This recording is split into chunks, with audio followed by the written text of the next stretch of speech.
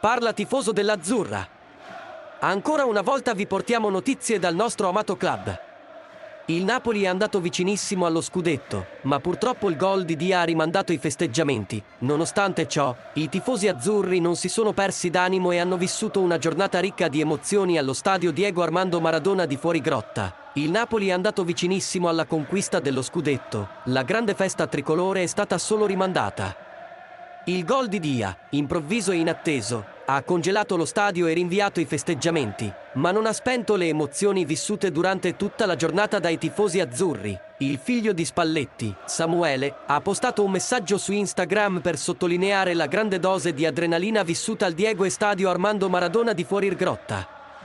Samuele ha condiviso una foto della curva di Maradona con le bandiere al vento nelle sue storie di Instagram e ha scritto: "Scusa se non ho chiuso, ma quello che ho vissuto oggi lo porterò con me per sempre". E a proposito di emozioni, il figlio di Mister Spalletti, Samuele, ha ricevuto su Instagram un commovente messaggio che sottolineava una grande dose di adrenalina vissuta allo stadio. Un messaggio sincero rivolto a tutti i tifosi del Napoli, protagonisti dello spettacolo visto allo stadio. Il figlio dell'allenatore azzurro è rimasto molto commosso dallo spettacolo del pubblico partenopeo. È stato uno di quelli che ha consigliato al padre Luciano di accettare la panchina napoletana.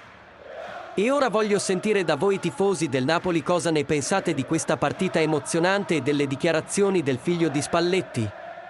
Lascia i tuoi commenti e opinioni qui sotto e non dimenticare di mettere mi piace al video e di condividerlo con i tuoi amici napoletani. Forza Napoli sempre!